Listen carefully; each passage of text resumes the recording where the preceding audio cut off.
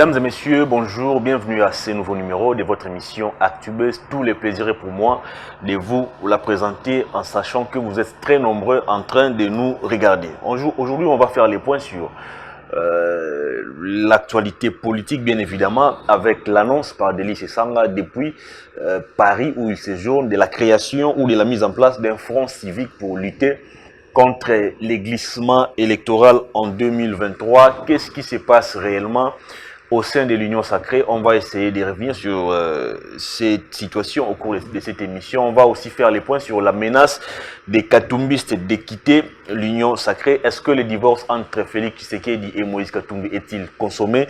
On va y revenir sur ces points également au cours de cette émission. Puis on va terminer avec le financement du Fonds monétaire international à hauteur de 1,5 milliard de dollars américains. Est-ce que la RDC va-t-elle se développer avec le FMI? On va essayer de répondre aussi à cette question avec sur ces plateaux Monsieur Nathan Kazadi, qui est analyste politique et citoyen congolais, à qui je m'en vais dire bonjour, bienvenue. Bonjour Hervé, comment ça va? En forme vous-même. Merci beaucoup d'être sur ton plateau encore en ce jour. Toujours bien habillé, toujours élégant. Merci beaucoup pour le compliment, je le réitère aussi. Merci beaucoup. Merci. Alors, on va déjà prendre l'actualité. Je ne sais pas si vous avez suivi hier Délice Esanga sur les plateaux de TV5 Télévision. Délice Esanga qui annonce la mise en place d'un front civique pour lutter contre les glissements et ensemble avec Martin Fayoulou, ils vont désormais lutter pour les réformes électorales. Alors, comment avez-vous d'abord analysé cette sortie médiatique de Délice Esanga, qui est député national? Merci beaucoup Hervé pour l'opportunité. Je crois que M. Délice Esanga, c'est un député congolais.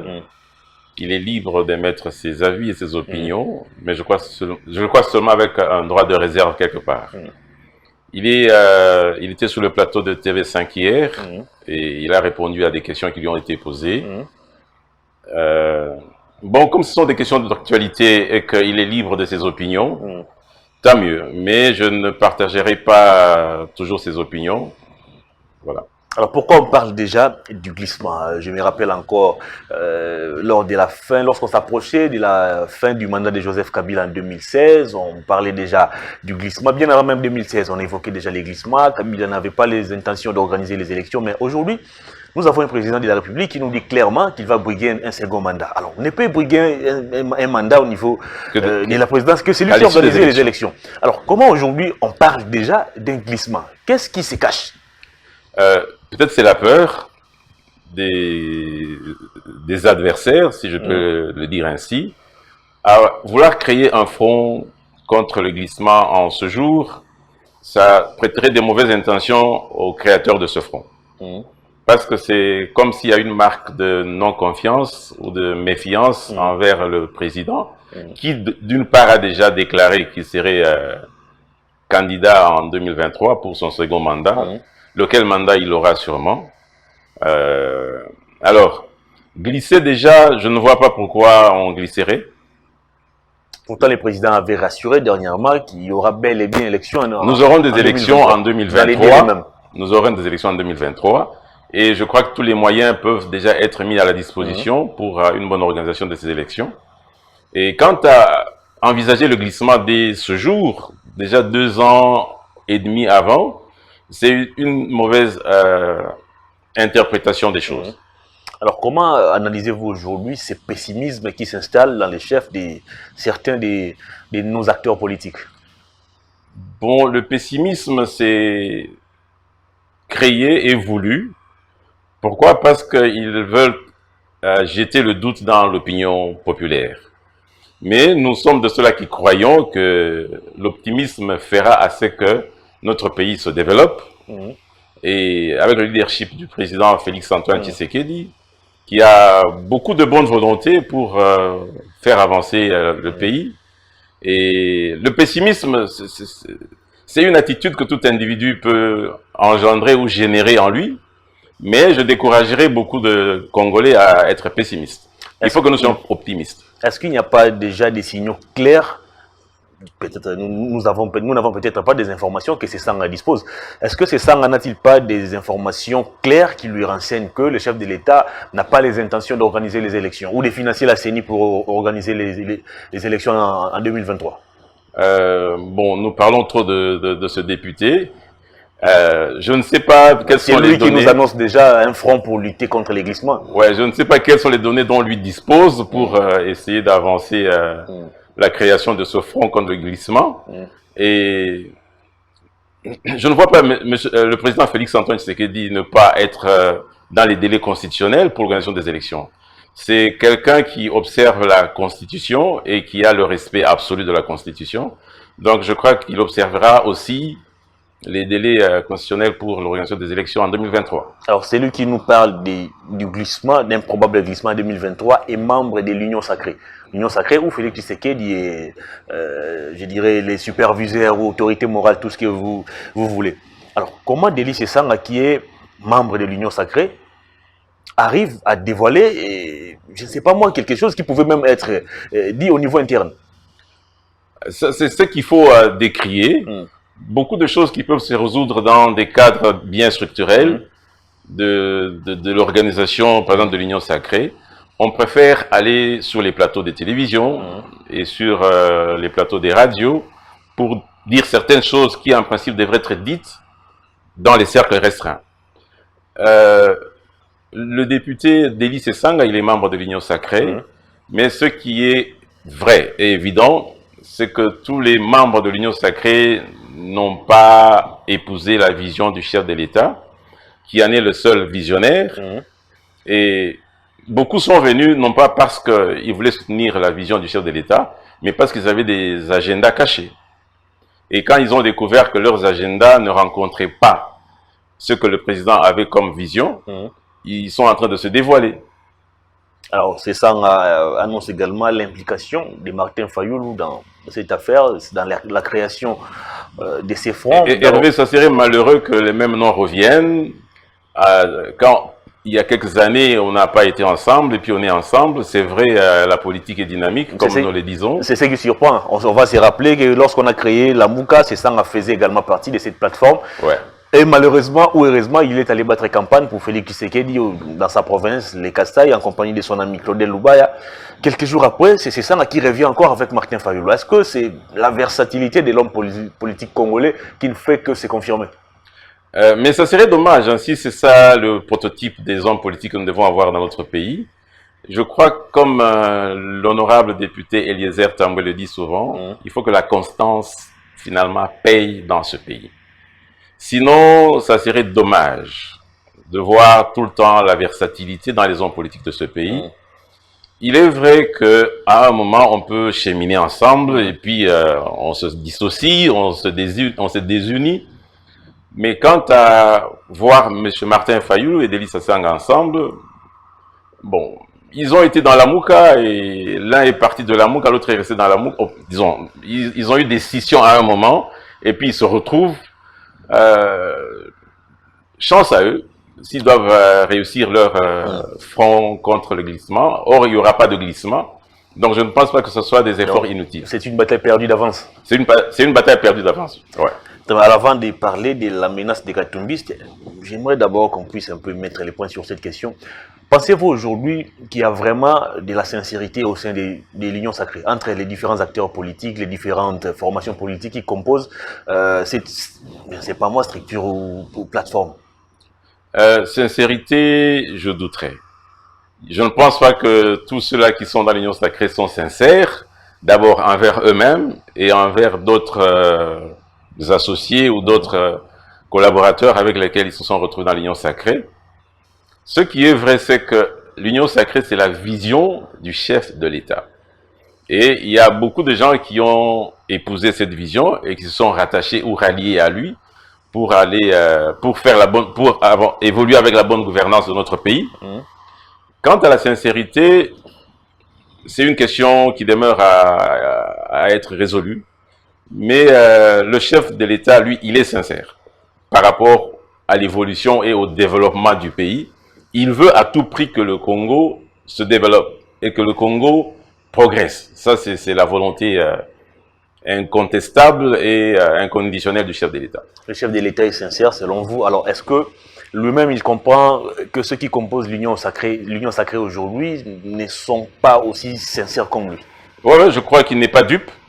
Et en suivant les épisodes de Maître Christian Bossembe, il dit souvent que le chef de l'État, il est un félin.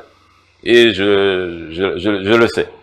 Je sais que le chef de l'État, c'est un félin. Il n'est pas aussi rusé comme on peut le croire, mais c'est un félin. Il est intelligent et il est perspicace. Il est clairvoyant.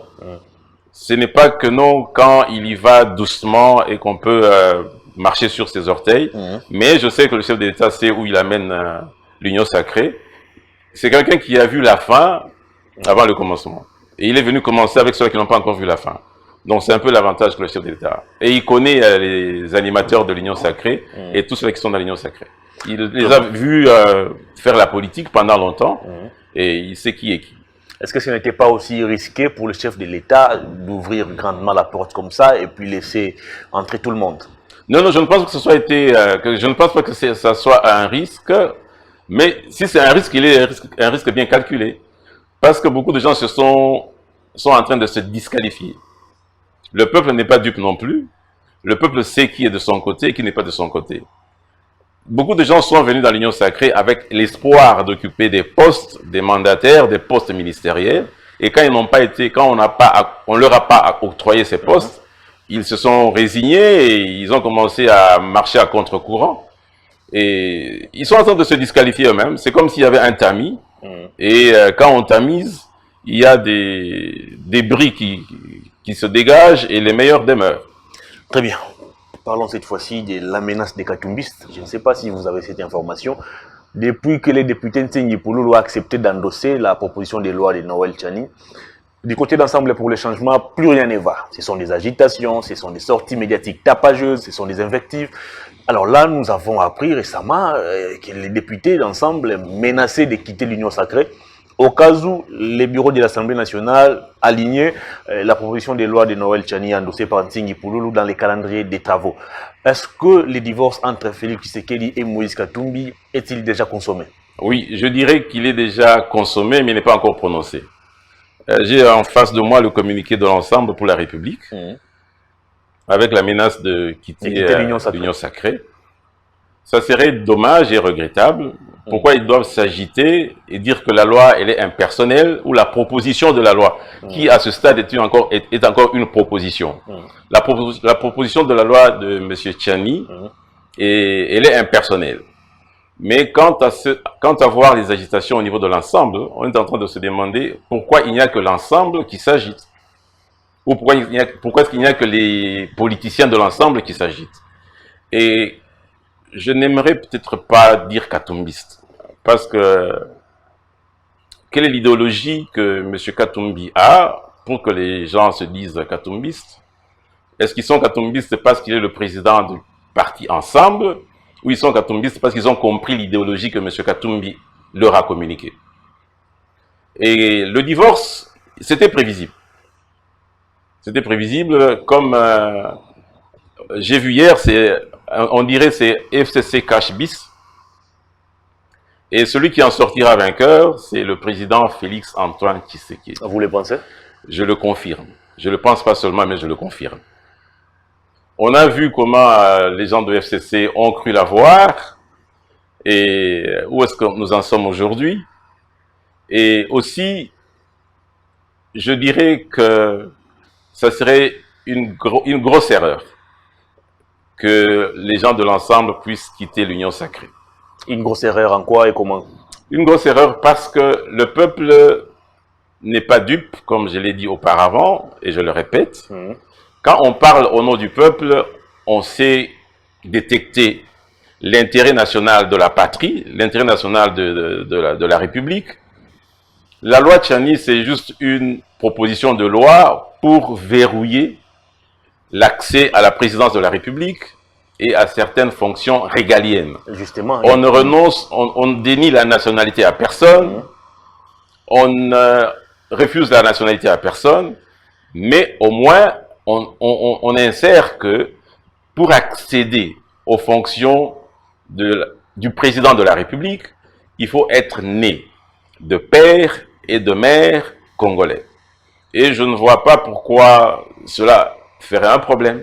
Vous avez ciblé Moïse Katumbi, vous voulez l'exclure. Non, Hervé, j'espère qu'on doit éviter de mentionner le nom des gens parce qu'il n'est pas le seul qui soit né de père ou de mère qui n'est pas congolais. C'est le discours développé par ces lieutenants qui n'est pas aussi... C'est dommage et malheureux. Par lui-même.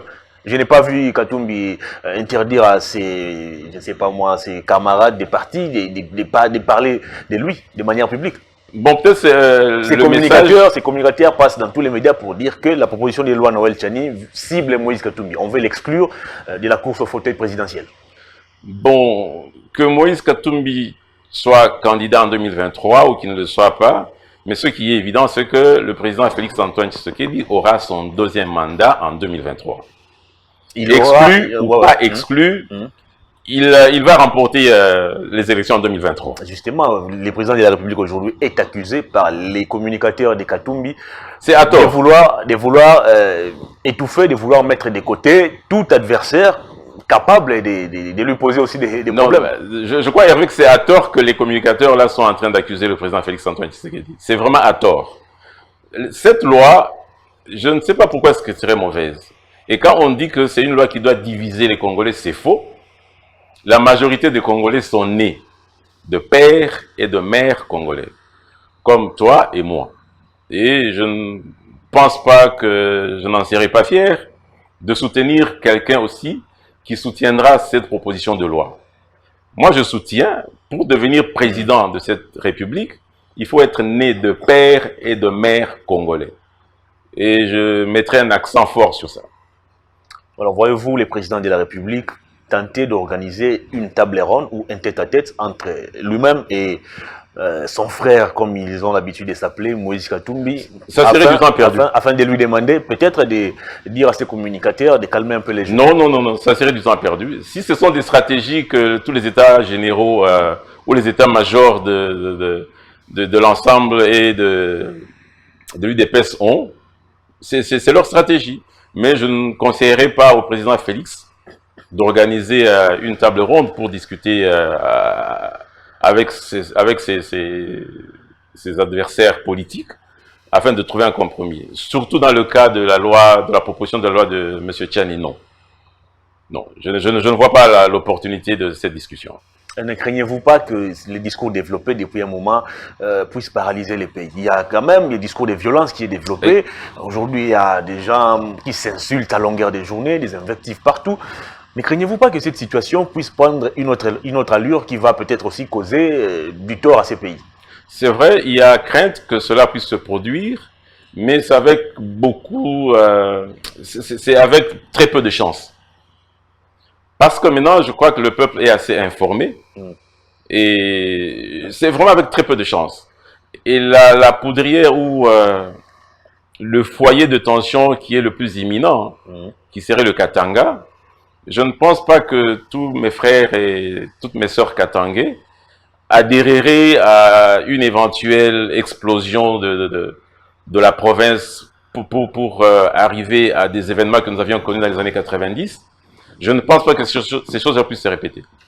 Il y a risque, mais j'accorde le bénéfice de doute à ce que ces choses puissent se reproduire comme c'était par les années 60 et les années 90. L'influence de Moïse Katumbi sur la jeunesse katangaise ne vous fait pas peur? Pas du tout. Personnellement, je suis né au Katanga, j'ai grandi au Katanga. J'ai eu peut-être la chance de connaître M. Moïse Katumbi Tchapou dans les années 90. Mais je ne pense pas qu'il ait une influence seulement négative sur la jeunesse katangaise. Ça serait trop lui prêter de mauvaises intentions. Mais vous savez, nos acteurs politiques, lorsqu'il s'agit de leur propre positionnement, ils ne badinent pas. Ils ne badinent pas, je sais, mais la jeunesse... Ils sont prêts à envoyer les gens dans la rue. Oui, mais la jeunesse actuellement, elle est quand même renseignée, elle est quand même informée, elle est éveillée. Et j'ai confiance en notre jeunesse. Je ne pense pas que les choses des années 60-90 puissent se répéter encore au Katanga. Je m'en doute très fort, je m'en doute très fort. Alors, une coalition est en gestation, selon plusieurs informations, même si ce n'est pas encore confirmé. Une coalition est en gestation entre les députés d'Ensemble pour le changement et les anciens députés, disons les députés FCC restés fidèles à Joseph Kabila. Je ne dirais pas que les... Il y a un adage en anglais qui dit les vaches rentrent à la maison. Bon, je ne dirais pas que ceux de l'ensemble qui ont été à l'Union Sacrée rentreraient à la maison, à leur maison qui soit le FCC. Si tel est le cas, c'est dommage, comme je l'ai dit Hervé, le peuple congolais n'est plus dupe. Le peuple congolais sait qui protège ses intérêts et sait qui ne protège pas ses intérêts. Il chercherait à créer une autre nouvelle majorité. Créer une nouvelle majorité dans les 2 années et demie qui restent, il y a toujours les prérogatives constitutionnelles qui sont dévolues aussi au président de la République de pouvoir dissoudre les parlements. Ce n'est pas une possibilité, ce n'est pas à exclure. C'est pas à exclure, mais je regretterais que ce soit les députés de l'ensemble pour aller encore se retrouver avec les députés de FCC. Quel est le langage qu'ils auront? Ah mais c'est ça, les dynamismes politiques format congolais. Mais c'est dommage. On peut s'insulter les matins et un million s'y retrouve. Quel est le langage qu'eux auront en commun pour dire, bon voilà, nous nous retrouvons maintenant pour faire quoi?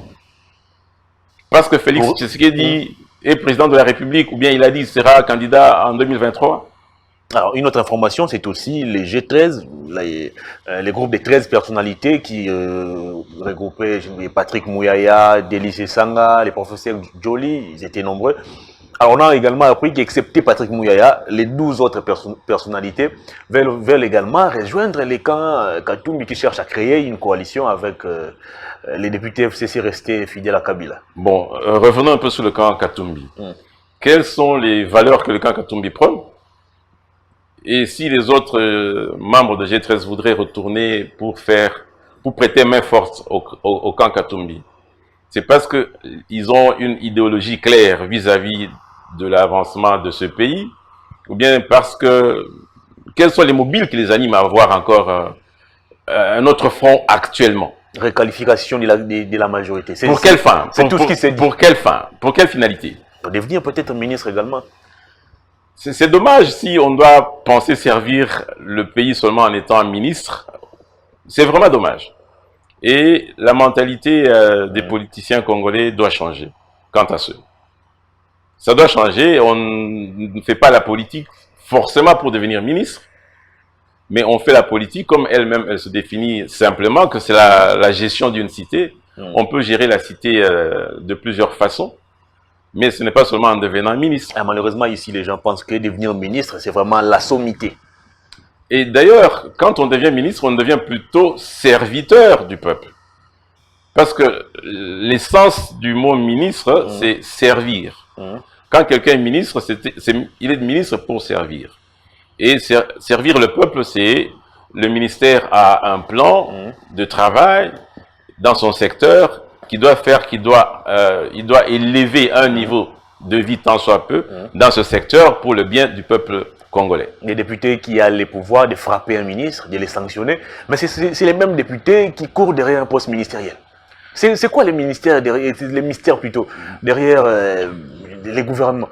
Bon, à l'exception de l'honorable député Eliezer Tamboué, que j'admire beaucoup, qui lui n'est pas comme tous les autres députés qui couraient derrière le poste ministériel. Très bien, on va terminer l'émission. Les Fonds monétaires international qui a octroyé un crédit de 1,5 milliard de dollars à la République démocratique du Congo. Pensez-vous aujourd'hui qu'il est possible pour nous de nous développer avec les institutions de Bretton Woods? Je crois que une bonne collaboration et une bonne redéfinition de la politique entre les institutions de Bretton Woods et notre pays, ça nous serait bénéfique. Mais croire que nous serons développés parce que le FMI nous donne quelque chose, ça serait diminuer les capacités de penser qu'on peut développer le pays. Sans FMI, il y a d'autres pays qui se sont développés. La Chine, par exemple. Voilà. Donc, ce n'est pas une condition sine qua non pour le développement de notre pays. Alors pourquoi on s'accroche encore à ces FMI qui a montré aussi ses limites? Il y a des attachements traditionnels par rapport à certaines conventions, mais comme d'ordinaire, ça fait toujours une bonne réputation quand on est en bon terme avec les institutions de Bretton Woods. Pourquoi pas? Faisons-le, mais avec beaucoup d'attention. Est-ce que ce n'est pas une honte pour la RDC? Nous autres, Bambi nous a établi un rapport ici où on perdait 15 milliards chaque année, mais on va aller quand même quémander 1 milliard. Est-ce que ce n'est pas une honte pour nous? Bon, Hervé, je ne dirais pas que nous sommes allés quémander. Il y a des millions de dollars qui sont volatilisés ici, mais vous allez apprendre que la RDC est allée négocier 10 millions en Égypte. C'est vrai, c'est une autre honte par rapport au rapport du ministre honoraire Luzolo Bambi. Des révélations qui étaient contenues dans son rapport sont scandaleuses. Nous, la République démocratique du Congo, nous ne devrions pas aller ailleurs pour chercher de l'argent afin de financer 1 milliard. Alors ici, projets. on perd 15 milliards chaque année. Et en perdant tout cet argent ici chez nous, et les efforts sont en train d'être fournis ou sont déjà fournis pour essayer d'éviter l'écoulage des recettes afin de renflouer les caisses de l'État. Et je crois qu'avec les nouveaux dirigeants des institutions financières, les ministres des Finances, les mandataires des régies financières, les nouveaux comités de gestion installés à la Banque centrale du Congo. Oui, par exemple, on compte beaucoup sur eux pour la bonne marche de notre économie. Et nous pensons que les choses vont se redresser. Très bien. Dernière question. De quel œil nos partenaires extérieurs nous regardent-ils aujourd'hui lorsqu'ils apprennent qu'au niveau du pays, on perd pratiquement chaque jour des millions, des milliards, mais on va quand même aller encore auprès de ces mêmes partenaires pour aller quémander des sommes qui sont maigres par rapport à ce dont nous perdons ici? L'œil du partenaire extérieur, c'est son œil. Mais le plus important, c'est nous-mêmes. Comment nous nous regardons à l'intérieur. Est-ce qu'ils nous trouvent sérieux d'abord? Eux peuvent ne pas nous trouver sérieux, mais il faut que nous puissions nous trouver sérieux. Nous-mêmes, en devenant sérieux, nous allons obliger ou forcer les autres à nous voir sérieux. Leur œil, c'est leur œil. Mais il faut que nous, Congolais, nous puissions devenir sérieux avec nous-mêmes. Et en devenant sérieux avec nous-mêmes, nous forcerons et nous obligerons les autres à nous voir aussi au sérieux. Très bien, on a terminé l'émission. Monsieur Nathan Kazadi, la caméra est là devant vous. Votre dernier message au public, puis on va se séparer. Que la peur quitte nos esprits et que Dieu bénisse la RDC. Très bien, monsieur Nathan Kazadi, merci de votre passage. Merci beaucoup Hervé. Fin de cette émission, à toutes et à tous, merci de l'avoir suivi. Au revoir.